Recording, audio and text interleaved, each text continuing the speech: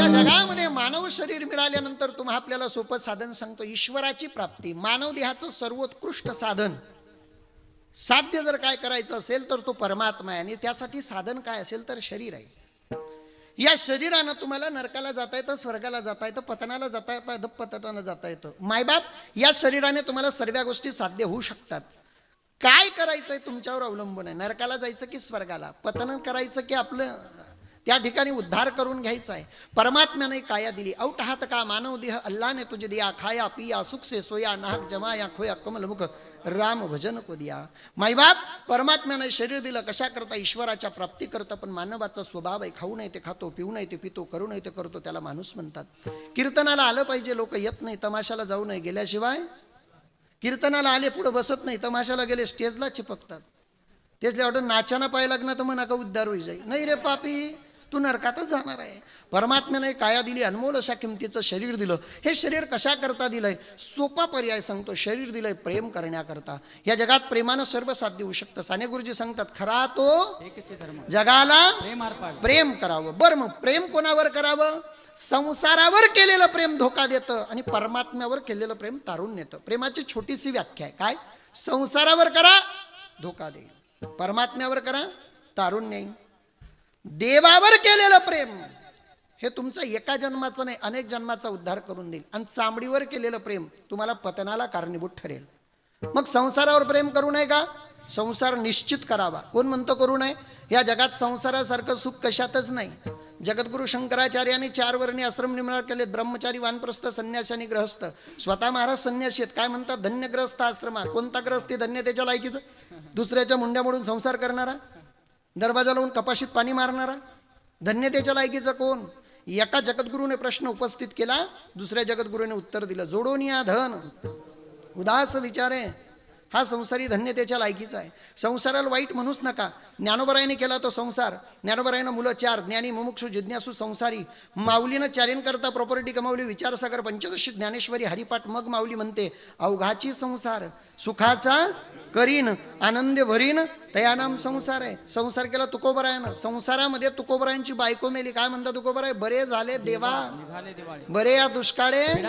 अरे बायको मेली तर पिढा गेली. आपण पॉझिटिव्ह आलो तरी माळा तोडली. आपलं फार अवघड आहे.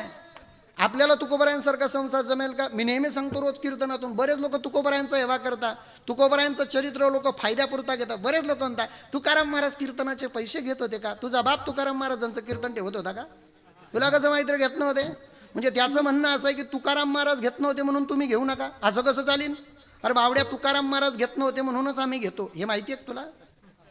अलीकडं समाजात असं आहे, कीर्तनकारांबद्दल तरी सांगेन मी, अलीकडे जो कीर्तनकार जास्त पैसे घेईल तो मोठा कीर्तनकार. त्याच्या विद्वत्तेवर त्याचा व्हॅल्यू नाही महाराष्ट्री, त्याच्या पॉकेटावर त्याचा व्हॅल्यू आहे आजकाल समाजानं. यात कीर्तनकारांचा काही दोष नाही, हा प्रारब्धाचा खेळ आहे. कीर्तनकारांनी याबद्दल कुरुकुरू करूच नाही. बरेच महाराज मंडळी, मला खेद आहे, मी व्यासपीठावरून बोलतो, बोलत असताना मी वैयक्तिक कोणाला बोलत नाही. तुमच्या संप्रदायात घ्या, संन्याशांमध्ये एका संन्यासी कधी दुसऱ्या संन्याशीची निंदा करणार नाही किंवा ऐकून घेणार नाही, बरोबर आहे. स्वाध्याय परिवारात जा, स्वाध्याय परिवारात एक भाऊ दुसऱ्या भावाची निंदा करणार नाही किंवा ऐकून घेणार नाही. बैठकीत जा, एक बैठकवाला दुसऱ्या बैठक ऐका तर मग वाजवण टाळ्या. टाळ्या वाजवायची घाई नको करू. बरेच शब्द टाळ्या वाजवण्यासारखे, पण मला टाळ्या कीर्तनात पटत नाही. मी काय बोलतो ते ऐका. मायबाप, एक बैठकवाला दुसऱ्या बैठकवाल्याची निंदा करणार नाही किंवा ऐकून घेणार नाही. सर्वात मोठ्या खेदाची बाब आहे, एक वारकरी संप्रदायातला अनुयायी दुसऱ्या वारकरी संप्रदायातली अनुयायाची निंदा केल्याशिवाय राहत नाही. आपली निंदा करणारं दुसरं कोणी नाही, आपलेच लोक आहेत. आणि सर्वात मोठा लागलेला काळा डाग आहे हा. म्हणून महाराष्ट्राच्या बाहेर, मी क्षमा मागून बोलतो, म्हणून महाराष्ट्राच्या बाहेर अजूनही वारकरी संप्रदाय नाही का. वारकरी संप्रदायातला प्रचारकांमध्ये संघटन नाही. आणि संघ शक्ती कलयुगे, जर संघटना नसेल तुम्ही क्रांती करू शकत नाही, ध्यानात ठेवा. कोण ओळखतंय. अहो ज्ञानोबराय तुकोबरायांनी एवढे उज्ज्वल आणि दिव्य परंपरेत आपण जन्माला आलो, पण ही परंपरा नामदेव महाराजांनी बिकट काळात पंजाब पर्यंत नेली. आपण महाराष्ट्राच्या बाहेर नेऊ शकत नाही, ही शोकांतिका आहे. संघटित होणं गरजेचं आहे. मुद्दा असा होता की कीर्तनकारांनी पैसे घ्यावेत का न घ्यावेत, हा फार मोठा चर्चेचा विषय. लोक देतात, काही बाकीच्यांनी नाही. एवढे घ्यावेत का, तू सप्त्याला वर्गणी देतो का ते सांग पहिले. जो वर्गणी देत नाही तो बोंबलतो. आणि मी तर नेहमी सांगतो बा, काय नाही, समाज कोणाच्या कामी आला, या थापा फक्त ऐकायला बऱ्या वाटतात. मी नवीन कीर्तनकार होतो ना, कीर्तनाचे पैसे जे दिले ते घ्यायचो. एरंडोल तालुक्यात कीर्तनाला गेलतो, मला 21 रुपये दक्षिणा दिली होती. 10 चिनोट फाटली होती माझ्याकडे, भाड्याला पैसे नाही, मसाजून पायी घरी गेलतो. माझा अनुभव आहे. आज ठरवून जातो, डायरीत मुंगी जायला जागा नाही. लोक चांगल्याचे आहे का? चांगल्याचे आहेत लोक? नाही नाही, मला एक गोष्ट सांगा, समाज कामी येतो असं म्हणणं आहे तुमचं? उद्या माझा हात मोडू द्या. काय? उद्या माझा हात मोडू द्या, भदाण्याचे लोक 10 रुपयाचा बिस्किटचा पुडा घेऊन पाहायला येणार नाही. कीर्तन व्हायस्तोर तर हा म्हणा, नंतर नाही म्हणजा. ते तोंडावर नाही म्हणता येतील तेव्हा येतील. समाज कोणाच्या कामी आला नाही भाऊ. हा, मी तर नेहमी बोलतो कीर्तनाच्या माध्यमातून, अरे आम्ही काय कोणाचं खातो? आमच्या बाप दाद्याने पेरून ठेवलंय, आम्ही कापत फिरतोय. हो माईबाप. तुकाराम महाराजांचा धंदा काय होता माहितीये? आता विनेकरी बाबा, बाबा मला एक गोष्ट सांगा, तुम्ही कमवलेल्या प्रॉपर्टीवर तुमच्या नंतर हक्क कोणाचा आहे? तुमच्या मुलाचा. जसं तुमचं आहे तसं सर्वांचं आहे, सेम आहे, सर्वांचं सारखं आहे. आपण कमवलेल्या प्रॉपर्टीवर आपल्यानंतर हक्क आपल्या लेकराचा आहे. तसं महाराष्ट्रातल्या सर्व कीर्तनकारांचा बाप एकच, आमच्या बापाचं नाव तुकोबा बोलोबा अंबेले, राहणार देहू.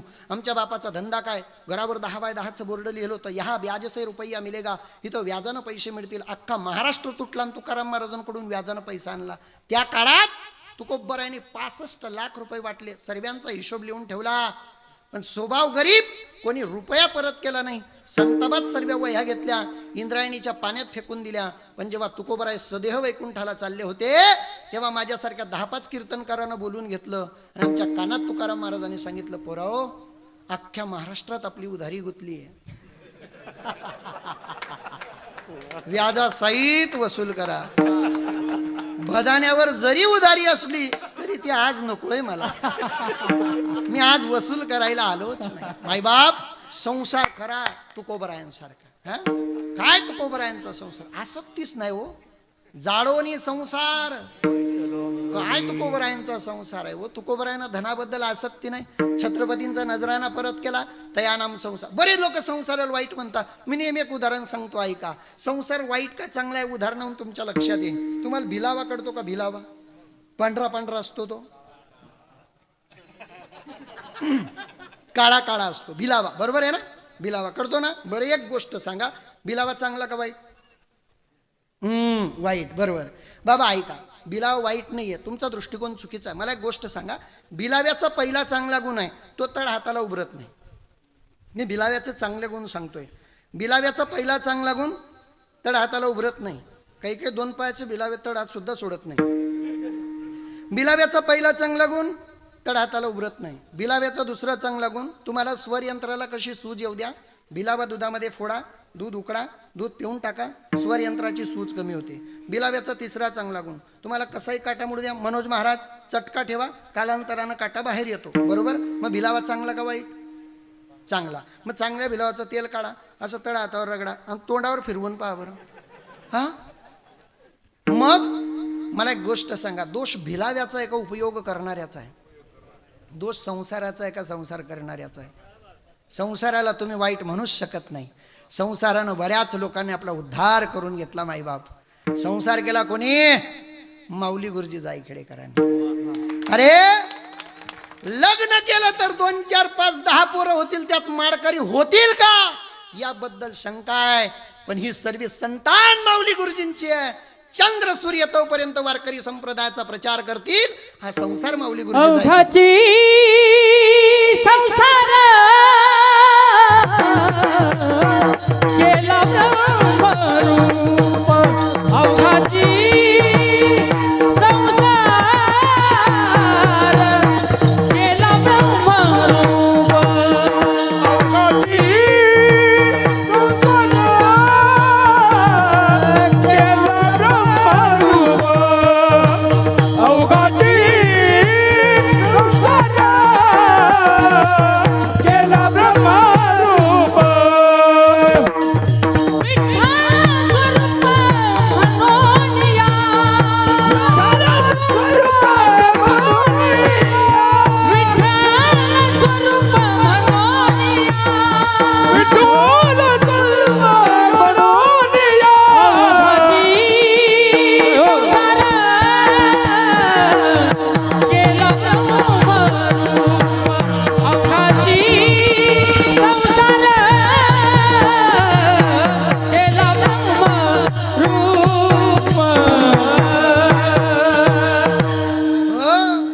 होतं प्रमाण? अवघाची संसार केला ब्रह्मरूप विठ्ठल स्वरूप म्हणून या पठ्ठ्याच्या 14 वर्षाच्या सर्व्हिस मध्ये पहिल्यांदा आलं कीर्तनात प्रमाण हे. यासाठी मिलिंद महाराजांसाठी टाळ्या वाजवा बरं. असं काहीतरी पाहिजे, नाही तर तेच प्रमाण म्हणजे प्रमाणाचा कंटाळा नाही, आमचं पाठांतर नाही याची शोकांतिका आहे. असं काहीतरी नवीन असा महाराज. हा माऊली परिवार आहे नाही का, जगापेक्षा काहीतरी वेगळं आहे. ब्रँडेड माऊली परिवार आहे, नुसता परिवार नाही. हे कोणी नाकारू द्या, माऊलींच्या समाधीकडे जा. माऊलीने नाकारलं तर गजा कीर्तन करणं सोडून देईन. मायबाप सांगण्याचा उद्देश असा आहे, ओरिजिनल सोनं आहे ते. संसार मान्य मला करा ना, पण संसार किती केला, अरे कोळसा किती उघडला तरी तो पांढरा होऊ शकत नाही. संसार किती करा, किती चाल भराभर, दोन्ही पाय बराबर. संसारात दुःखच दुःख आहे. लोकांना सांगा संसारावर प्रेम करता हो. इथं बसलेल्या लोकांना विचारा, तुमचं सर्वात जास्त प्रेम कोणावर? 60% लोक सांगतील माझ्या आईवर, 40% लोक सांगतील माझ्या बाईवर. पण लक्षपूर्वक ऐका, नाही ना नाही, हे सर्व खोटं आहे. किंवा तुम्ही विचारा का हो तुमच्यावर खरं प्रेम कोण करतं? 40% लोक म्हणतील माझी आई, 60% लोक म्हणतील माझी बाई, किंवा उलट 60% म्हणतील आई, 40% म्हणतील बाई. पण ऐका, खरं प्रेम आई सुद्धा करत नाही आणि बाई सुद्धा करत नाही. आम्ही लहान असताना मला बालभारतीच्या पुस्तकात एक पाठ, मराठीच्या पुस्तकात, एक माकडी नसते, तिच्या छातड्याला एक पिलू असतं, ती पाण्यात पडते, पाणी वरवर येतंय, पाणी तिच्या कमरेपर्यंत आलं, पिलू तिच्या डोक्यावर आहे. पाणी तिच्या छातीपर्यंत आलं, पिलू तिच्या डोक्यावर आहे. पाणी तिच्या गळ्यापर्यंत आलं, पिलू तिच्या डोक्यावर आहे. पाणी तिच्या हनवटीपर्यंत आलं, पिलू तिच्या डोक्यावर आहे. पाणी तिच्या नाकात तोंडात जायला लागलं, तिनं पोटच्या पोराला पायाखाली घातलं आणि त्याच्या डोक्यावर उभी राहिली. लोक म्हणतील महाराज ती माकडी नाही, आमची आई का माकडी नाही? ऐका, भागवत कथा तुम्ही ऐकली असेल. भागवत कथा आपल्या परिसरात फार कमी होतात, कारण माऊली गुरुजींनी पारायण टिकवून ठेवलेत. ज्ञानेश्वरी पारायण जेवढे माऊली गुरुजींच्या परंपरेत होतात तेवढे महाराष्ट्रात कुठेच होत नाहीत. आणि खऱ्या अर्थानं माऊली गुरुजीनंतर ज्ञानेश्वरीचे खरंच ज्ञानेश्वरीवर प्रेम करणारे भगवान गडाचे महंत, तेवढंच प्रेम ज्ञानेश्वरीवर आहे. ज्ञानेश्वरीचा प्रचार व्हावा, प्रसार व्हावा, सांगण्याचा उद्देश. भागवत कथा जर तुम्ही ऐकत असाल, ऐका ना. भगवान कृष्णाचं चेडू यमुनेच्या डोहात बुडाला, पुढे पडत आले, मैया क्या हुआ, तेरे लाला ने जमुना जी में छलांग लगा दी. हिंदी भाषा थोडी थोडी आती मुझे, वो भी अलपट्या खाती, कभी कभी बोल लेतो. नाही मला येत नाही खरंच, पण मी प्रयत्न करतो. माय बाप पोरं पडतच आली, मैया क्या हुआ, तेरे लाला ने जमुना जी में छलांग लगा दी. यशोदा धावतच आली, सोडा मला, मारती उडी, बाया तिला आवरायच्या. सोडा मला, अंत्यकृष्णाला, बाया तिला आवरायच्या. सोडा मला, मारते उडी, अंत्यकृष्णाला. एक विरोधी पक्षातली होती दुसऱ्या पॅनलची, ती म्हण देत नाही सोडून, दिली सोडून, पडतच आली आणि यमुनेच्या काठावर बसली. कृष्णा तुझ्या वाचून कशी जगू, देवाच्या आईनं उडी घातली नाही, तू कुठं चिपडा डोळा चमकवतो रे, तुझी आई कामी येईल का? देवाची आली नाही, देवाची. हे आईच आहे, बाईचं विचारू नका, टाइम कमी आहे, अख्खं कीर्तन सरी. या जगात सर्वात डुप्लिकेट प्रेम कोणाचं असेल तर बायकोच आहे. माझी नाही, तुमची बी. बरेच लोक म्हणतात ती का मन शिवाय घास खात नाही, तू साखरी जाय की दरवाजालाही भजाता येस, तुला काय माहिती आहे? चाटा आंध्रा. हो कोणी कोणावर खरं प्रेम नाही करत हो, अजिबात नाही. या थापायत सर्व्या खोट आहेत. इस जमाने में कलेजा तक हिला देते हैं लोग, सगे भाई को जर हंस के पिला देते हैं लोग, ये दुनिया बहुत जालिम है. इथं कोणी कोणाचं नाही, ध्यानात ठेवा. प्रमाण पाठ आहे, नाही रे नाही कुणाचे कुणी. घरी गेल्यावर पाकिट बायकोच होईल. सांगण्याचा उद्देश असा आहे. आता काय करू, याच्यापेक्षा ढिल्ल नाही बोलू शकत हो मी, नाईलाज आहे माझा. माईबा इतकं जरी खरं असलं मग खरं प्रेम आईचं नाही, बाईचं नाही, बरोबर? मग प्रेम कोणाचं खरं आहे? प्रेम फक्त भक्ताचं देवावर आणि देवाचं भक्तावर. मग या प्रेमाचे कितीतरी दाखले देता येतील. बरं असं प्रेम झालं रे झालं, मग असा कुठला भाव निर्माण होतो? जनाबाई देवावर प्रेम करते आणि तिच्या अंतःकरणात निर्माण झालेली उत्कंठा, जन्माला आलेलं प्रेम, त्या प्रेमामुळे तिची झालेली अवस्था जनाबाई या अभंगाच्या प्रथम चरणातून व्यक्त करते. लाह लागला आंबेचा, लाह लागला आंबेचा, लाह लागला आंबेचा, लाह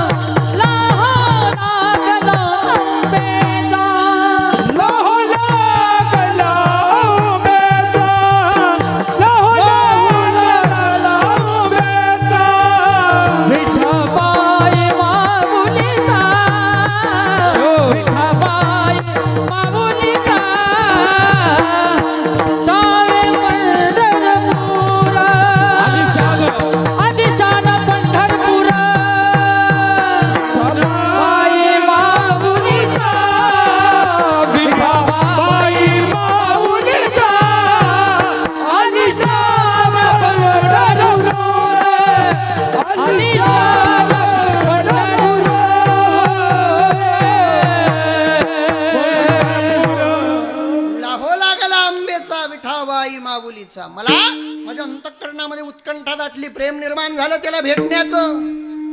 आणि एकदा का प्रेम असलं ना, मग तो देव सुद्धा आपलासा होतो, ध्यानात ठेवा. हा, देवावर प्रेम करणं शिका. प्रेमानं कितीतरी लोकांनी आपल्या जीवनाचं सोनं करून घेतलं. प्रेमाचा प्रेमाबद्दल काय बोलावं महाराज. काही लोकांनी परमात्मा देवाला फक्त प्रेम आवडतं, प्रेम प्रीतीचे देवाला प्रेम करा तुम्ही, काही लागत नाही. मग तो तुम्ही म्हणाल तसं करतो. बघा, प्रेमाने देव सुद्धा आकर्षित करता येऊ शकतो. प्रेमाला सर्वच घाबरतात. अजूनही वृंदावनातले पंडित घाबरतात. मी नेहमी सांगतो, वृंदावनातले पंडित आजही प्रेमाला घाबरतात. बाकी कशाला घाबरत नाही ते. प्रेमाला आजही. महाराष्ट्रात तुम्ही वृंदावनात राहिलात. मी माझ्या आयुष्यात पहिल्यांदा वृंदावन गेलो आणि गेल्यानंतर वृंदावनातलं सर्वात मेन मंदिर आहे बाके बिहारीचं. तो विग्रही जगा वेगळा आहे. मी बाके बिहारीच्या मंदिरात गेलो आणि महाराष्ट्रात नसलेला प्रकार मी त्या मंदिरात पाहिला. प्रकार असा होता, त्या बाके बिहारीचे पुजारी काय करायचे, दर मिनिटाला, तसं तर भक्ती वृंदावनातच बघायची, आपल्याकडं नाही. काय तर लोक लड्डू गोपालची सेवा करतात. यांच्यात बरेच लोक वृंदावन गेले असतील. हो, भगवंताच्या मूर्तीची सेवा अशी करतात ते लोक, आपण लेकराची नाही करू शकत. बाप रे बाप. थंडीच्या दिवसात गरम पाणी, गरमीच्या दिवसात गार पाणी, थंडीच्या दिवसात गरम कपडे, गरमीच्या दिवसात सुती कपडे, देवाला झोपवणं, देवाला उठवणं, देवाला खाऊ घालणं, चहा पाजणं, दूध पाजणं, देवाची इतकी काळजी. आपल्याकडं आपलं अवघड आहे. आमच्या गावात मंदिरात चाललो होतो, एक बाई देव दूत होती, घरात कुत्रं घुसलं, तिनं खपकन गणपती मारून फेकला. आपलं अवघड आहे, आपलं काही कामाचं नाही. खरी भक्ती तिकडं. ऐका ना, ते चांगलं घे तरी तुमला ध्यान माने म्हणा. काय करे. सांगण्याचा उद्देश असा आहे की मी असं पाहिलं की तिथले जे पंडित लोक होते, मी प्रेम सांगतो या, ऐका. तिथले जे पंडित लोक होते ना, ते दर एका मिनिटाला बाकी बिहारी समोर असा पडदा लावायचे आणि पडदा उघडवायचे. दर एका मिनिटाला पडदा लावायचे, पडदा उघडवायचे, पडदा लावायचे, पडदा. मी म्हणलं यार पंडित जी, हमारे महाराष्ट्र में तो ऐसा नहीं होता है. हम लोग भगवान के सामने एक ही बार पर्दा लगाते हैं, जब भगवान को भोग दिया जाता है, आप लोग ऐसा क्यों करते हो, बार बार पर्दा लगाते हो, पर्दा खोलते हो. त्या पंडितजीनं सांगितलं, बोले महाराज, जे उत्तर दिलं ते माझ्या हृदयावर कोरलं गेलं. मी त्या दिवसापासून प्रत्येक कीर्तनात सांगतो. त्यानं जे सांगितलं, बोले महाराज, कुछ दिन पहले वृंदावन में एक संत आई थी, राजस्थान से, उसका नाम था मीराबाई. वो भगवान के ऊपर इतना प्रेम करती थी, वो प्रेम का प्रतीक, उसके नजर में इतनी ताकत थी कि उसने प्रेम भरी नजर से भगवान बाके बिहारी के तरफ देखा, तो बाके बिहारी को उसने वश कर लिया. और जब वो यहाँ से जाने लगी तो बाके बिहारी उसके पीछे पीछे दौड़ने लगे. हमने सोचा, अरे बिहारी जी चले जाएंगे तो हम किसके सहारे जिएंगे. हमने मीराबाई के चरण पकड़ लिए और बाके बिहारी उससे दान में मांगे हैं. हम आज भी वही चीज़ महसूस करते हैं. ना जानो कोई मीराबाई आ गई तो हमारे बाके बिहारी को ले जाएगी, इसलिए किसी की नज़र नहीं लगने देते. हर 2 मिनट के बाद पर्दा लगाते और पर्दा खोलते. अरे काय भाव आहे. याला प्रेम म्हणतात. प्रेम, आपलं प्रेम गणपती मारे फेका, अवघड आहे हो. प्रेम बघायचं तिकडं. बघा तुम्ही काय वृंदावनात त्या लोकांचं प्रेम. सखी भाव आहे तिकडं, सखी भाव. पोरांसारखे पोरं बांगड्या घालतील, चुडा भरतील, बिंदिया लावतील, पंजाबी ड्रेस घालतील, अरे सुंदर बाई सारखं नटतील ते देवासाठी. भाव आहे की मी भगवंताची गोपिका आहे. हा भाव आहे. बरं, आपल्याकडे ते टाळ्या वाजवणारे वेगळे आणि ते वेगळं आहे जरा. हा, हे वेगळं ते वेगळं. हा सुद्धा एक भाव आहे. तू म्हणणार कसा भाव, तिकडं कशाला जाता, आपल्या संप्रदायात घ्या. ज्ञानोबरायानं समाधी घेऊन 7 शतकोत्तर रौप्य महोत्सवी वर्ष आहे, नाही का. ज्ञानोबरायांना इतके वर्ष झाले. ज्ञानोबराय ज्या काळात समाधीस्थ झाले त्या काळात फोटोग्राफर होता का. मग ज्ञानोबरायांचा फोटो आला कुठून. तर ऐका, विदर्भात एक संत जन्माला आले, नाव त्यांचं गुलाबराबा. प्रज्ञाचक्षू होते ते, काटेलचे नाही, माधांचे. 2 गुलाबबाबा झाले. माधांचे गुलाबबाबा, त्यांच्या वाङ्मयावर विदेशात PhD केली जाते. त्यांना दोघी डोळ्यांनी दिसत नव्हतं. ते स्वतःला ज्ञानोबरायांची मुलगी म्हणून घ्यायचे. ज्ञानेश कन्या, क्षमा मागून बोलतो. त्यांच्या अंगी जो भाव होता तो भाव सांगतो. ते महिन्यातून 4 दिवस बाजूला बसायचे. काय भाव असेल की मी ज्ञानोबरायांची मुलगी आहे. ज्ञानोबराय त्यांच्या स्वप्नात गेले आणि स्वप्नात त्यांनी ज्ञानोबरायांना पाहिलं. आंधळ्या माणसानं चित्र काढलं. तो फोटो आज बी माऊलीच्या मंदिरात लावलेला, आळंदीला, तुमच्या लक्षात येईल. म्हणजे अभाव आहे. स्वतःला ज्ञानोबरांची लेख समजून घेतलं नाही का, अभाव आहे, हे प्रेम आहे. मायबाप, प्रेमाचे अनेक पैलू आहेत, पण प्रेम करा देवावर. प्रेम केल्यानंतर जी अवस्था निर्माण होते ती जनाबाई सांगतात की लाहो लागला, म्हणजे मला घाई झाली, लाहो लागला अंबेचा विठाबाई माऊलीचा. बरोबर, मग तुमचा पंढरपूरचा देव आहे का देवी आहे? स्त्रीलिंगी की पुल्लिंगी? तो देवच आहे, पण त्याच्याशी आमचे सर्व संत नातं जे लावतात त्या पद्धतीनं तो संतांशी वागतो. देव भक्तासाठी बहीण झाला, आई झाला, काकू झाला, चुलता झाला, मावशी झाला. देवानं सर्व नाते व्यवस्थित पार पडले. सर्वात कठीण नातं या जगात कोणतं? बायको पत्नी. हा, या जगात सर्व सोपं आहे, बायको होणं कठीण आहे. मोरद्यावर एखादा गलीमा बहीण लगे बाया जाते, भाऊ चिंता करू नको, आम्ही तुम बहीण सारखे आहेत, घाबरू नको, राखी बांधायला आमले बोलावजो. 3 महिन्यामध्ये माय मरू द्या, याच बाया जाते, भाऊ चिंता करू नको, तुम्ही माय सारखे आहेत, भाकर तुकडा लागणं आमले सांगतो. आणि मर्द्यावर 3 महिना मग बायको.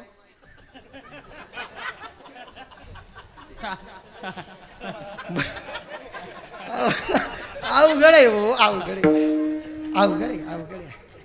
मुद्दा असा आहे, अरे बायको होणं कठीण आहे, पारतंत्र्यात जीवन आहे ते काही इथलं सोपं आहे का? माडी मन विकर दे लगेन वही जाय बायको नाही रे, चांगला चांगला फिरायला रे. तसं मी आज खूप सांभाळून बोलतो. आदरणीय प्रणवगिरी महाराज पण आहेत, अक्का पण आहेत. असं म्हणायला नको हे लोक काय वायबार नागत, ते होईच म्हणा सकाळले, ते दुसऱ्याने कोणी बोलावं वडांगच वावर खाई नाही, ते का नाही, तो चुकीनंच बोलणार. तू चिपडा डोळ्या चमकाड नको, तो चुकीनं बोलणार. तरी योगेश महाराज तेल जाणं. मायबाप सांगण्याचा उद्देश असा, ऐका ना, आता अभंग 5 कडव्याचा, माझ्याकडे वेळ फार कमी आहे. या पठ्ठ्यानं कधीच टायमापेक्षा जास्त कीर्तन केलं नाही. 11च्या पुढे कधीच बोललो नाही मी माझ्या आयुष्यात, बोललोच नाही, कुठंच नाही बोललो. नानाने कितीतरी, तुम्ही किती बी टाळ्या वाजा, आज 11:30 होती. आज चालते, आज आपल्या घरी कार्यक्रम पण नाही ना महाराज, तो बट्टा लाग जाई हो, नाही. बधाना मग काही तर बोये नाही 11:30 लोक असं होई जाई ते. आपल्या ऐका ना, आपल्या घरी आज उद्या थोडा हा, आपल्या घरी चालतंय. बरं चला, आपलं तर आपलं. काय सांग रान तू, ये मग ते होकी. हा, कीर्तन सांगी रान तू, तुम्हाला गुजरात मावत वैभव तसं आता नाही. ऐका ना, सांगण्याचा उद्देश नाही, मग असंच आता प्रत्येक प्रश्नाचं उत्तर आहेच आपल्याकडं. म्हणून तर यमन महाराज शांत बसलेत, त्यांना माहिती इथं बोलण्यात मजाच नाही. ऐका ना माई बाप, विठाला विठाला विठाला विठाला विठाला विठाला विठाला. सर्वात कठीण नातं आहे, पण परमात्मा अर्जुनाची बायको झाला, सखुबाईच्या नवऱ्याची बायको झाला. गिरगावकर महाराजांच्या मुखारविंदातून एकदा मी ऐकलं. गिरगावकर महाराज अत्यंत उत्कृष्ट कीर्तन करतात. माझा असा स्वभाव, मी ज्याचं सांगतो त्याचं नाव धरून सांगतो. त्यांच्या मुखारविंदातून ऐकलं मी, कुठं वाचलं नाहीये, त्यांनी कुठं वाचलं त्यांना माहिती. त्यांच्या मुखारविंदातून ऐकलं सांगतो. देव एकदा सखुबाईच्या नवऱ्याची बायको झालता, नाही का? काय भाव आहे महाराज.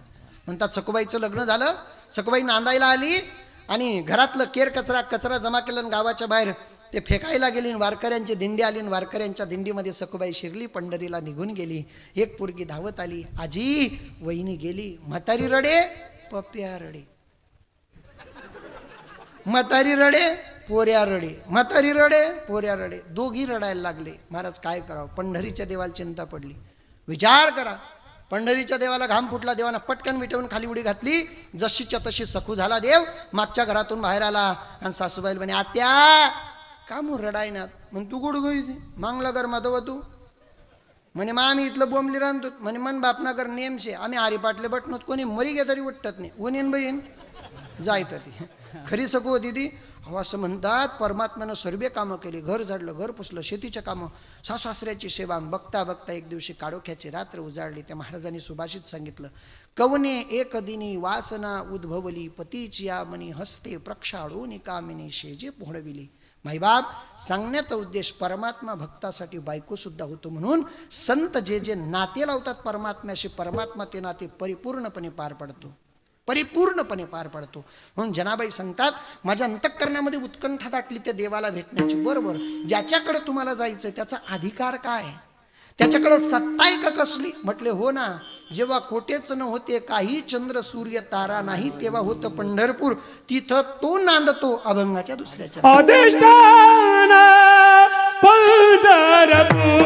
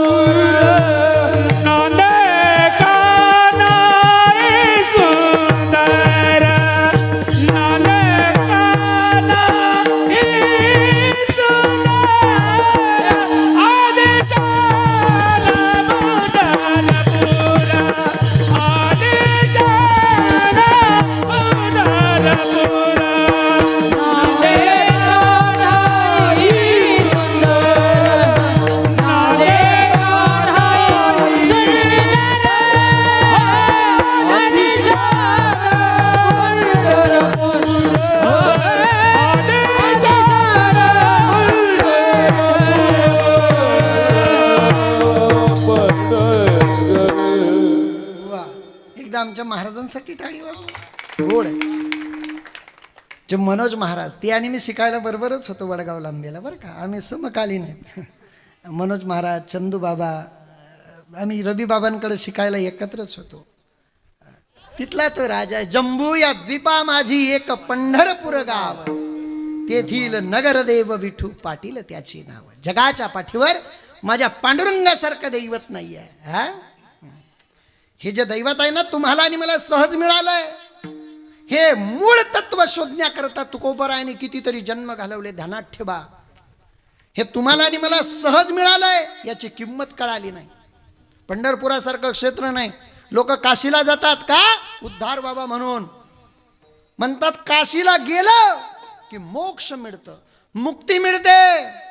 पण काशीला नुसतं जाऊन मुक्ती मिळत नाही, काशीला जाऊन मरावं लागतं नाना, तेव्हा मुक्ती मिळते. पण ऐका ना, काशीला जायची गरज नाही, मरायची गरज नाही. फक्त पंढरीला जा, कळस पहा. तुका म्हणे मोक्ष देखिल्या कळस मिनिटात. कुठल्याच तीर्थक्षेत्रावर जायची गरज नाही. सर्व तीर्थक्षेत्र येतात कुठं? पंढरीला, चंद्रभागेत. माईबाप पंढरपुरासारखं उदंड पाहिले, उदंड वर्णिले, ऐसी चंद्रभागा ऐसा विटेवर. देव भरपूर आहेत, कुठेही देव बघा, पण पांडुरंगासारखं दैवत नाही. काशी अयोध्यावंती काची, मथुरा माया गोमती, ऐसी तीर्थे अनेके आहेत, परी सरी नपवती पंढरे. महाराज कुठेही जा, शेवटी यायचं पंढरीला. पंढरी सारखं क्षेत्र नाही. तीर्थ केली कोटीवारी, नाही देखिली पंढरी, देखिली पंढरी, नाही देखिली पंढरी. तीर्थे केली कोटीवारी, नाही देखिली पंढरी, नाही देखिली पंढरी, नाही देखिली पांडुरंगासारिखा सांडोनी व्यवहार, अनेकांची करा आसवाया, अनेकांची करा आसवाया. वा, टाळी वाजवा की आता. काय टाळी वाजवाय ना, मला उमज नाही, तुमले उमजी घे का? हा ना वा. काय प्रमाण होत ते. पांडुरंगासारिखा सांडोनी व्यवहार. एकच घेऊ त्यातून. पांडुरंगासारखं दैवतच नाही, पण फिरा. अरे प्रत्येक देवाचं 20 फुटाहून 30 फुटाहून 40 फुटाहून 25 फुटाहून दर्शन आहे. जगाच्या पाठीवर फक्त असा देव आहे. हजारो नाही लाखो भाविक येऊ द्या तरी प्रत्येकाचं नतमस्तक त्याच्या चरण कमलावर टेकलं जातं. असा एकमेव देव, त्याचं नाव पंढरीचा पांडुरंग आहे. हे तत्व तुम्हाला आणि मला सहज मिळालं, पण तुकोबरायने किती जन्म घालवलेत. आपण म्हणतो ना सुंदर ते. मला एक गोष्ट सांगा, हे प्रणवगिरी महाराज, मी काय म्हटलं पाहिजे, हे प्रणवगिरी महाराज का मी असं म्हणावं ते प्रणवगिरी महाराज. मग तुकोबरायांच्या समोर पांडुरंग, तुकोबरायाचं का म्हणतात सुंदर ते. अरे पण कोणते तुकोबराय म्हणतात ते. अरे पण ते तुमच्या समोर आहेत ना, विटेवर उभे आहेत. पण हे म्हणा ना तुकोबराय, ते का बरं म्हणता तुम्ही. शिवमहापुराणात सुंदर अशी कथा आहे ते बघा. शिवमहापुराणामध्ये भगवान ब्रह्मदेवाचं सुंदर कथा भाग आहे. ऐका, निवड हिदी म्हणजे कीर्तन नाही. शिवमहापुराणामध्ये कथा येते, भगवान ब्रह्मदेवाचं आणि महाविष्णूचं वाद होऊ लागला. ब्रह्मदेव म्हटले मी मोठा, महाविष्णूजी म्हटले मी मोठा. दोघांचा वाद विकोपाला गेला.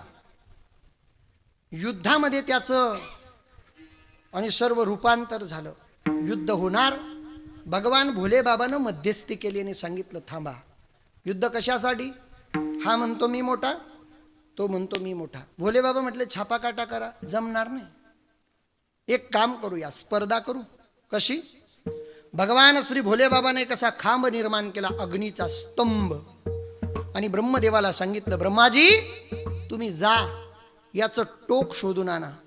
महाविष्णूला सांगितलं तुम्ही जा मूळ शोधून आणा.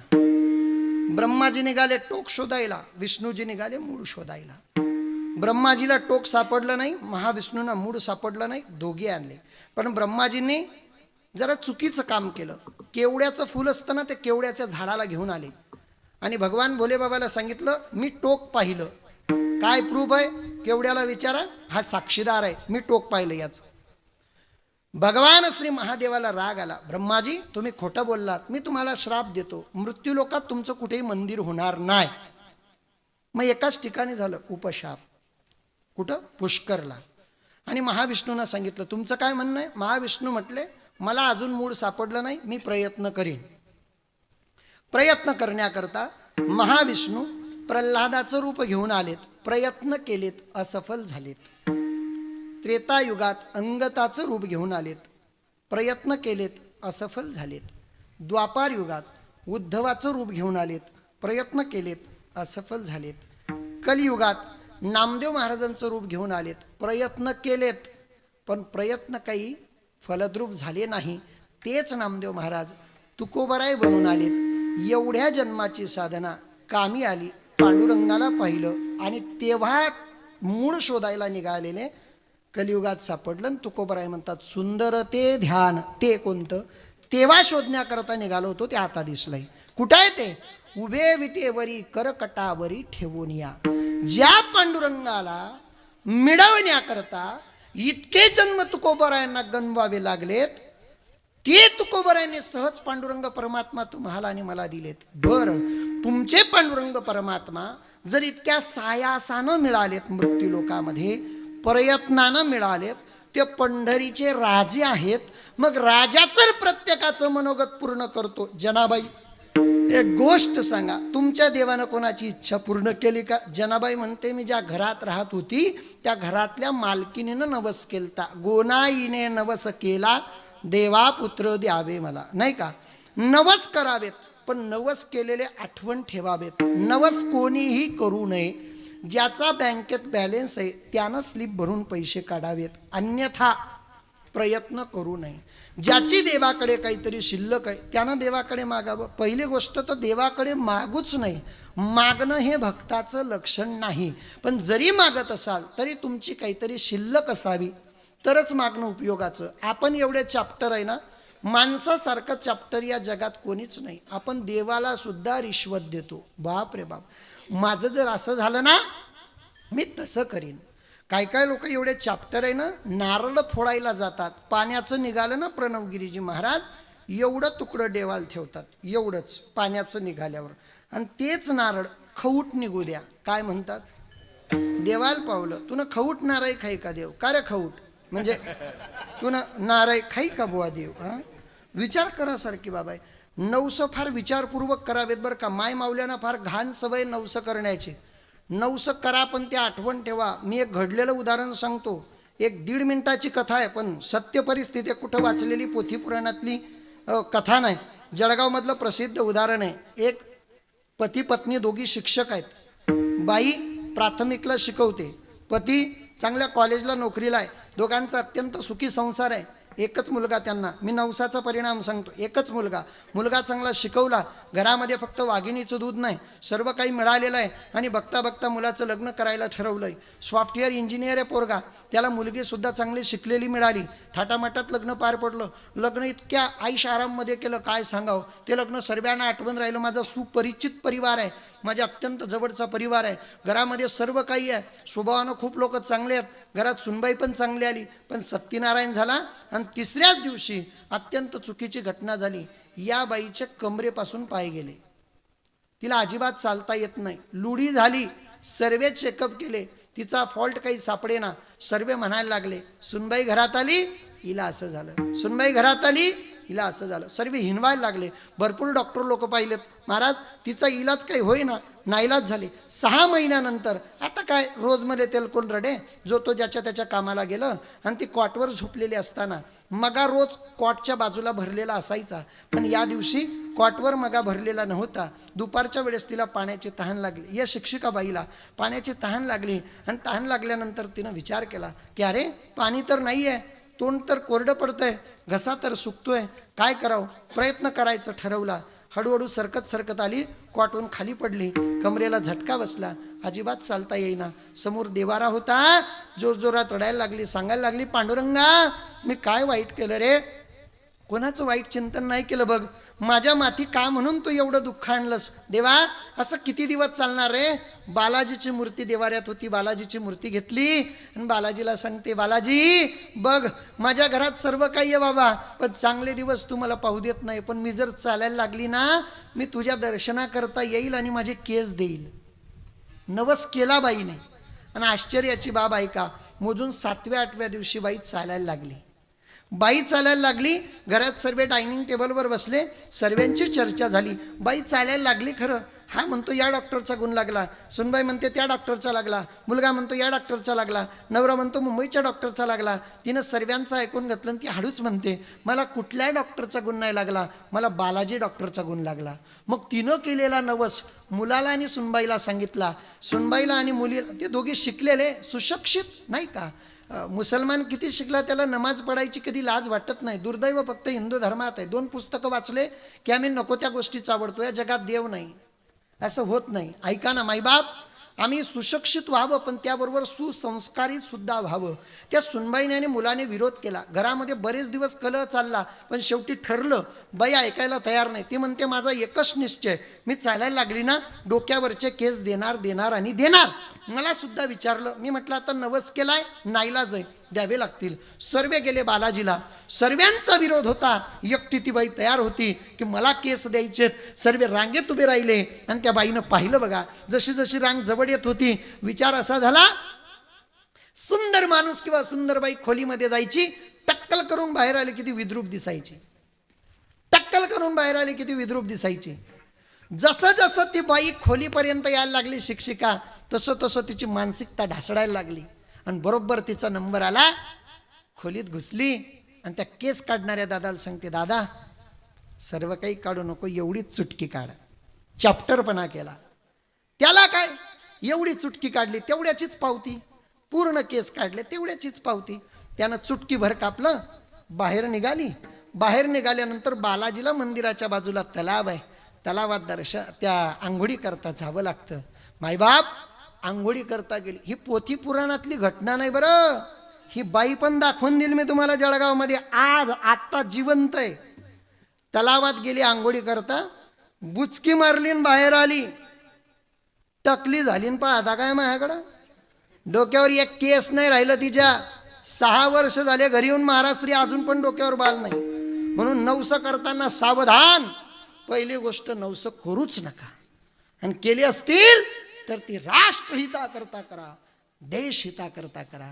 नवस केला जिजाबाईने, जगदंबे समोर उभं राहावं आणि भवानीला सांगावं, आई भवानी, हिंदू धर्माचं रक्षण करणारा, स्वराज्य स्थापित करणारा, आई बहिणींची आबरू रक्षण करणारा, या महाराष्ट्रावर भगवी पताक फडकवणारा पोरगा जर माझ्या पोटी जन्माला आला तर 32 दाताचा बोकड मी तुझ्या समोर कापेन. याला म्हणतात नवस. सत्वर पाहू ग मला भवानी आई रोडगा वाही ना तुला. महाराज नवस असे करावेत. गोनाई मातेनं नवस केला की माझ्या पोटी पोरगा जन्माला येऊ दे. बर बर बर, नुसता नवस करून फायदा नाही, तर गोनाई माता रोज पांडुरंगाला पुरणपोळीचं नैवेद्य देत होती. तो भाव पाहून नामदेव महाराजांचा जन्म झाला अभंगाच्या 4थ्या. शुद्ध भाव देखो निया, शुद्ध भाव देखो निया, शुद्ध भाव देखो निया, शुद्ध भाव देखो निया, शुद्ध भाव निया, भाव देखो निया, भाव शुद्ध देखो निया, भाव शुद्ध देखो निया, भाव शुद्ध देखो निया, भाव शुद्ध देखो निया, भाव शुद्ध देखो निया, भाव शुद्ध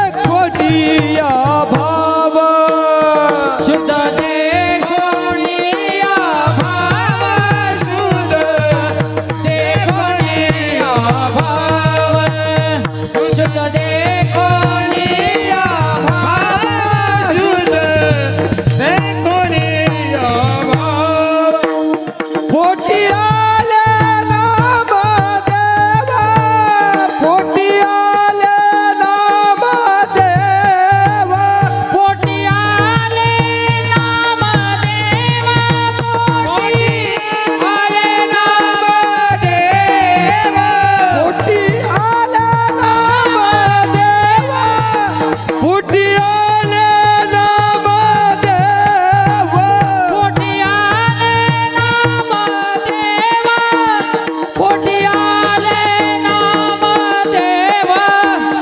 अधिष्ठान पंढरपूर, अधिष्ठान पंढरपूर, अधिष्ठान पंढरपूर, अधिष्ठान पंढरपूर, अधिष्ठान पंढरपूर, अधिष्ठान पंढरपूर, अधिष्ठान पंढरपूर, अधिष्ठान पंढरपूर. शुद्ध देखोनी अभाव पोटी आले नामदेव. लेकर 2 गुणांवर जन्माला येतात. एक बापाच्या रक्ताचा गुण, 2 आईच्या दुधाचा गुण. संतती 2 गुणांवर जन्माला येत असते. पुन्हा एकदा सांगू, बापाच्या रक्ताचा किंवा आईच्या. संततीचे प्रकार आहेत, हे मी सांगतो ते वेगळे. अजून काही प्रकार आहेत संततीचे. कर्मजा संतती, ग्रतजा संतती, पुण्यजा संतती, पापजा संतती पण आहे. पुण्यजा म्हणजे बापाच्या पुण्याईवर जगणारे लेकर, पुण्यजा संतती. रामायणामध्ये मानधाता नावाचा एक राजा होता. त्या मानधाता नावाच्या राजाची रामायणात सुंदर अशी कथा आहे. पुण्यजा संतती. काही मलजा संतती आहे, म्हणजे गणपती बाप्पा मळापासून जन्माला आले. ग्रतजा, ग्रत म्हणजे गाईचं तूप, गाईचं किंवा म्हशीचं तूप, तुपाला म्हणतात घृत. तुपापासून जन्माला येणारी संतती. तुपापासून कोणती संतती जन्माला आली हो? तुपापासून कुठं संतती जन्माला येते का? मग शास्त्र खोटं बोलतं का? ऐका ना, तुपापासूनही संतती जन्माला येते. जे कौरव होते ना, कौरव, ही घृतजा संतती होती. पंडुराजा आणि धृतराष्ट्र महाभारतातली कथा आहे. पंडूराजाने धृतराष्ट्र, पंडूराजाला श्राप होता, समागमाच्या पहिल्या रात्री मरून जाशील. उरलं कोण? धृतराष्ट्र. धृतराष्ट्राच्या आईनं सांगितलं भीष्माचार्यांना, माझ्या मुलाला अशी मुलगी शोधून आणा जी भरपूर लेकरं जन्माला घालेल. तेव्हा जी गांधारी होती ना, गांधारी, त्या गांधारीचा इतिहास पाहिला. बालपणी गांधारीनं तपश्चर्या केली होती, तिला भगवान शंकर प्रसन्न झाले होते आणि गांधारीला भगवान शंकराकडे मागितलं होतं की माझ्या अंगी भरपूर वात्सल्य निर्माण व्हावं, म्हणून काय मी भरपूर लेकरांची आई व्हावी. भरपूर म्हणजे किती? किमान मला 100 मुलं व्हावेत. गांधारीला मिळालेला आशीर्वाद, गांधारीला आणलं, धृतराष्ट्रासोबत लग्न लावलं. गांधारी महान पतिव्रता होती. गांधारीला दिसत होतं तरी डोळ्याला पट्टी बांधली. का बरं? जे सुख आपला नवरा उपभोगत नाही ते आपणही उपभोगायचं नाही. हिला पतिव्रता म्हणतात. नवऱ्याला डायबिटीस, बिंदास श्रीखंड आणू जामनी मावशी, काय उपयोगाचं नाही ते. ऐका ना, मायबाप महान पतिव्रता होती गांधारी. गांधारीला दिवस गेले. मी घृतजा संतती सांगतो, ऐका, मला माहिती आहे थोडं जळ जाते. गांधारीला दिवस गेले. 14 वर्ष गांधारीच्या पोटामध्ये गर्भ राहिला. बाया तिला हिनवायला लागल्या, अगं तुला पोटाचा आजार आहे, कसलं तुझ्या पोटात बाळ? पोटावर मुष्टी प्रहार केला, म्हणजे काय, मुठा मारल्या, गर्भ घडून पडला. त्या काळात वैद्य असतील, त्यांनी त्या गर्भाचे 100 तुकडे केले. माफ करा, 101. 100 तुकडे करत असताना 101 तुकडं की 100 भावांना एक बहीण पाहिजे, वात्सल्य अजून वाढलं. 101 तुकडे तयार केले. कुंभाराकडनं मटके आणले, आतून बाहेरून गाईच्या तुपानं साडवलं. त्या काळात काय असेल मला माहित नाही, जडीबुटी त्या मटक्यात टाकली. 1 तुकडा त्या मटक्यामध्ये टाकला. मटके असे रचले, वरून त्याला फडके बांधलेत, रांगेत मटके ठेवलेत. जसे जसे मटके फुटले तसे तसे कौरव जन्माला आले. घृतजा संतती, गाईच्या तुपापासून जन्माला आलेली संतती, नाही का? अशा संततीचे अनेक प्रकार आहेत. प्रकार सांगता सांगता 11 वाजलेत. मुद्दा असा आहे, 2 प्रकारची संतती जी मला इथं सांगायची. एक संतती आईच्या दुधावर जन्माला आहेत किंवा बापाच्या रक्ताच्या बळावर. बापाचा एक तरी गुण पोरात असतो. बघा तुम्ही, माणूस जज उद्या, बॅरिस्टर उद्या, कलेक्टर उद्या, वकील उद्या, पकवाजी उद्या, गायक उद्या, कीर्तनकार उद्या, बापाच्या रक्ताचा एक तरी गुण त्याच्यात असतो. बाप जर इंग्लिश पेत असला तर पोरगा कमीत कमी गावठी असं नाही रे, एक तरी रक्ताचा गुण. पटण्याकरता एक उदाहरण सांगेन. सर्वांगाचं कान करून ऐका तर लक्षात येईन तुमच्या, अन्यथा मला काही नाही. आज वाडाने बी भीती नाही, घटाने बी भीती नाही, ऐकल्या फक्त. अंदर की बात आहे. मायबाप, एक राजा, एक प्रधान, एक शिपाई. लक्षपूर्वक ऐका. 3 जंगलामध्ये निघाले शिकार करण्याकरता. त्या जंगलामध्ये एक आंधळा, मी बापाच्या रक्ताचा गुण सांगतो. पोरगा किती मोठा उद्या, बापाच्या रक्ताचा गुण दडत नाही, मला एवढं सांगायचं आहे. सर्वांगाचं कान करून ऐका. राजा, प्रधान, शिपाई 3 जंगलामध्ये गेलेत. 3घांनी शिकार करत असताना वाघाची डरकाळी ऐकली. 3 दिशांना पांगलेत. त्या जंगलामध्ये एक आंधळा साधू तप करत होता. साधूकडे पहिल्यांदा शिपाई आला. शिपायानं विचारलं, कार फुटक्या, इथं कोणी पाहिलं का? आंधळा काहीच बोलला नाही. शिपाई चालला गेला. त्याच्या मागं प्रधान आला. प्रधानानं विचारलं, का रे आंधळ्या, इथं कोणी पाहिलं का? आंधळा काहीच बोलला नाही. त्याच्या मागं राजा आला. राजानं विचारलं, आंधळे बाबा, इथं कोणी पाहिलं का? म्हणे हो. पहिल्यांदा गेला तो शिपाई, दुसऱ्यांदा गेला तो प्रधान, तिसऱ्यांदा आला तो राजा. राजा म्हणे, का रे, तुला तर दिसत नाही, तू तर आंधळा आहे, तू कस काय ओळखलं? तो शिपाई प्रधान आणि मी राजा. आंधळ्या म्हणे, मला सर्व काही कळतं. राजा त्या आंधळ्याला राज्यात घेऊन आला. लोकांना भविष्य सांगणारे खूप आवडतात. बरेच लोक मला विचारतात, महाराज तुम्ही दोन्ही कामं करतस का? काय, कीर्तन बी करतस आणि गुड्या बी लेतस का? का मोर भो, केश वाढायला शेतकाने काय बिताडी भो? अरे या केस काय गुमान आहेत का? नाही रे, बिन गुमान सांगस मी. ऐका ना, सांगण्याचा उद्देश असा आहे, ऐका ऐका ऐका ऐका ऐका. मुद्दा असा आहे की भाई बाप, तो राजा त्या शिपायाला घेऊन, आपल्या त्या आंधळ्याला घेऊन आला राज्यात. आंधळा त्या राज्यामध्ये राहतोय. 3 महिने झाले. त्या राज्यात एक जोहारी मोती घेऊन आला, मोती विकण्याकरता. राणीला मोती फार आवडले. राणी म्हणते, राजेसाहेब मोती घेऊन द्या. राजानं प्रधानाला सांगितलं, प्रधान याचं मोल देऊन टाका. प्रधान मोल देणार तोपर्यंत राजा म्हणे, थांबा, पहिले मोत्याचं परीक्षण करून घ्या. कोण करेल? सोनाराला बोलवा. नाही रे, आंधळ्याला बोलवा. आंधळ्याला बोलवलं. आंधळ्यानं असे मोती उचलले, खडखड वाजवले, फेकून दिले. आंधळा म्हणे, राजा मोती नकली आहेत, घेऊ नको. राजा म्हणे, बाप रे बाप, आपण डोळे असून आंधळे, याला डोळे नाही तरी यानं बरोबर ओळखलं. एक काम करा, याच्यामुळे आपले कोट्यावधी रुपये वाचवले, याला बक्षीस दिलं पाहिजे. आंधळ्याला वाटलं आता काहीतरी मजबूत बक्षीस भेटेन. ऐका, या आंधळ्यामुळे आपले कोटी रुपये वाचले, याला बक्षीस द्या. काय बक्षीस? याला रोज सकाळी चहामध्ये 2 चमचे गावरान तूप प्यायला देत जा. नुकसान किती होणार होतं?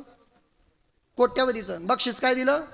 2 चमचे गावरान तूप. आंधळ्या म्हणे जाऊ दे भो, मोठा तेवढा खोटा, कायच ना नांदे लागू, जाऊ द्या. आंधळा आपल्या घरी, राजा त्याच्या घरी. 3 महिने लोटले. त्या राज्यात एक सद्ग्रस्त 2 घोडे घेऊन घोडे विकण्याकरता आला. एक घोडा लाल कलरचा, दुसरा घोडा पांढऱ्या कलरचा. राजाला पांढरा घोडा खूप आवडला. राजा म्हणे पांढराच घ्यायचा, पण पहिले आंधळ्याला विचारू. आंधळ्याला बोलवलं. आंधळ्यानं दोघी घोड्यांच्या डोक्यावर हात ठेवलं आणि सांगितलं, राजेसाहेब, लाल कलरचा जो घोडा आहे तो शूरवीरांच्या कामाचा आहे, आणि पांढऱ्या कलरचा जो घोडा आहे तो फक्त नवरदेव मिरवण्याच्या कामाचा आहे. तुम्हाला कोणता घ्यायचा तुम्ही घ्या.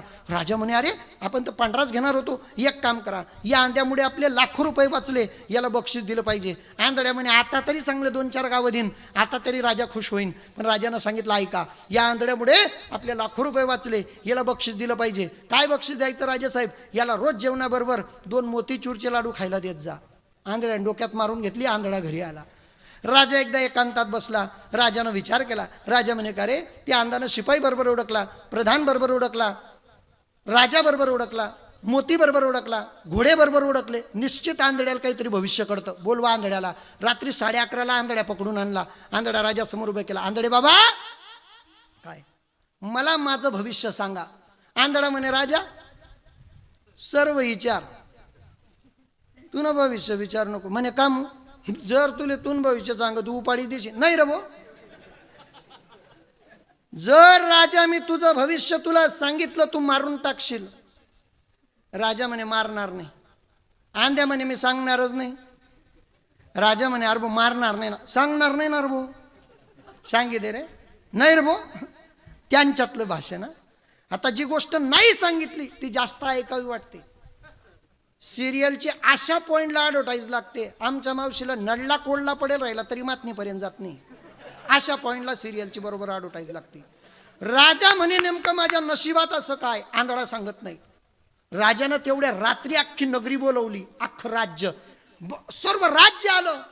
राजा आसनावर बसला ना आंधळ्या समोर उभा केला. आणि राजानं सांगितलं, आंधळ्या,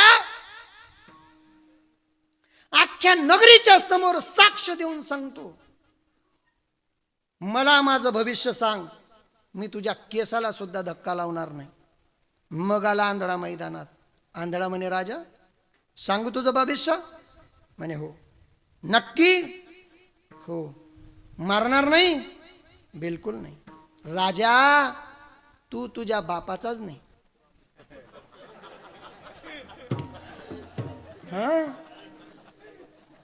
असं जर आपल्याला कोणी बोललं, माईकचं स्टँडच टाकू आपण त्याच्या डोक्यात. बापावर डाऊट? पण नगरी होती ना साक्षीला, केसाला सुद्धा धक्का लावणार नाही. अशी म्हण आहे. देव जाणे पाप आणि माय जाणे. राजानं आपल्या आईकडे पाहिलं. राजाची आई रडायला लागली. राजा सांगतो, आई, मूर्ख आहे तो आंधळा, काय ऐकते त्याचं? राजाची आई म्हणते, नाही बेटा, तो आंधळा हुशार आहे. का ग आई? अरे तू माझं पोरग नाही. आई असं नको बोलू, तू आंधळा मूर्ख आहे. अरे बावड्या, मी आणि माझा नवरा तरुण असताना आम्ही वैद्याकडे गेलो. आमची नाडी परीक्षा वैद्याने केली आणि सांगितलं, तुम्हाला या जन्मात पुत्रसंतती होणं शक्य नाही. या राज्याला कोणी वारीस नव्हतं. या राजगादीवर कोणाला बसवावं याची आम्हाला चिंता होती. काहीच कळत नव्हतं. पण माझ्या विश्वासातला, माझा अत्यंत प्रिय, माझ्या जवळचा माणूस होता राज्यात. एक हलवाई, आचारी, स्वयंपाक करणारा. त्याला 2 जुडवे पोरं झाले. त्यातला मोठा पोरगा तो हलवाई घेऊन गेला आणि तू लहान आहे, तुला आमच्याकडे टाकून गेला. राजा म्हणे, बाप रे बाप, माझ्या जन्माच्या बाबतीत जे मला माहित नाही त्या आंधळ्याला कस काय माहित? आंधळ्या, खरं सांग, तुला कोणी सांगितलं? आंधळ्या म्हणे, मला कोणीच नाही सांगितलं, मी फक्त तर्क लावला. म्हणे, कसा? अरे तुझे कोट्यावधी रुपये वाचवले, तू बक्षीस काय दिलं? 2 चमचे गावरान तूप. तुझे लाखो रुपये वाचवले, तू बक्षीस काय दिलं? 2 मोतीचूरचे लाडू. अरे असं बक्षीस फक्त स्वयंपाक करणारा आचारीच देतो, म्हणून मला तो यार डाऊट आला.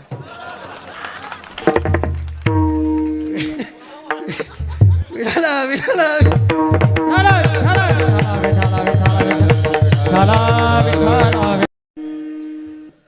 नाना म्हणतीन असा माल तर कुठेच काढत नाही.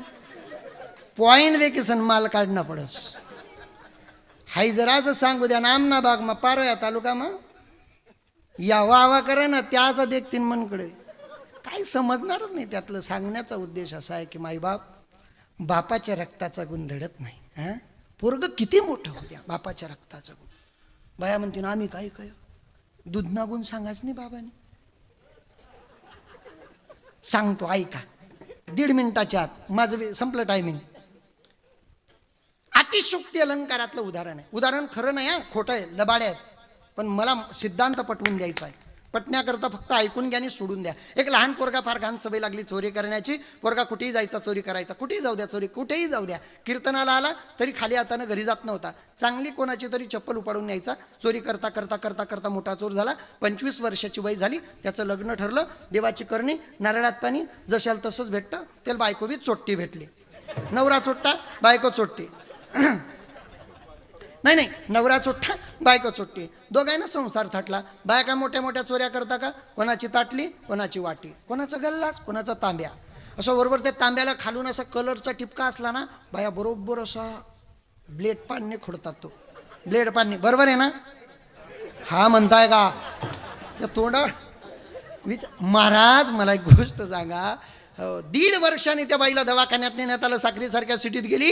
डॉक्टरने सांगितलं दादा शिजर करावं लागेल. शिजर झालं पोरगा जन्माला आला. पण तो पोरगा फार करामती जन्माला आला. तो पोटातून येत असताना उजव्या हाताची मूठ दाबून आला. डॉक्टर लोकांनी खूप प्रयत्न केला मूठ खोलण्याचा.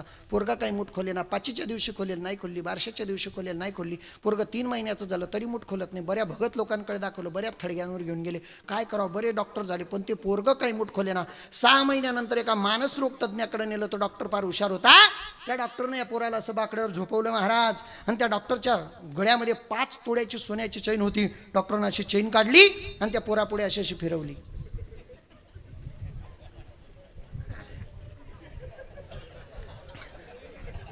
आता पाहता काय तुम्ही माझ्याकडं. त्या पोरानं पटकन मूठ सोडली ती चैन पकडली. पण तेवढ्यावर हसू नका. त्या पोरानं जेव्हा मूठ सोडली तेव्हा त्याच्या मुठीतून एक सोन्याची अंगठी बाहेर पडली. हे म्हणे का रे सोन्याची अंगठी कुठून आली. यांनी बरा तपास केला तेव्हा असं कळालं. जेव्हा डॉक्टर शिजर करत होता या बादरानं बाहेर येता येता डॉक्टरच्या हातातली ताणून घेतली होती. अरे बाप नंबरी तो बेटा पेड़ कहे बबुल का तो आम कहा से खाय. झाड जर बाबडायचं तर आंबे आपल्या बापाची ठेवणं आहे. गोनाई मातेचा भाव नामदेव महाराज जन्माला आले. नामदेव महाराजांचं कार्य कमी. अरे फिरविले देऊळ जगा माझी ख्याती. जा पंजाब मध्ये आजही महाराज गुरुद्वाऱ्यामध्ये नामदेवजी की बाणी म्हणून त्यांच्या गुरु ग्रंथ साहेब मध्ये नामदेव महाराजांचे उद्गार आहेत. नामदेव महाराजांचे शब्द आहेत. हा नामदेव महाराजांचा अधिकार आहे. महाराज एक गोष्ट सांगा. घरात लेकरू जन्माला आलं. नामदेव महाराजांनी कीर्तन ठेवलं म्हणून दामू शेटी अरुसला दासी जनीला आनंद झाला. एक शंका घेतो आणि थांबतो. शंका अशी आहे नामदेव महाराज मोठे का जनाबाई मोठी. विलासाबा कोण मोठं.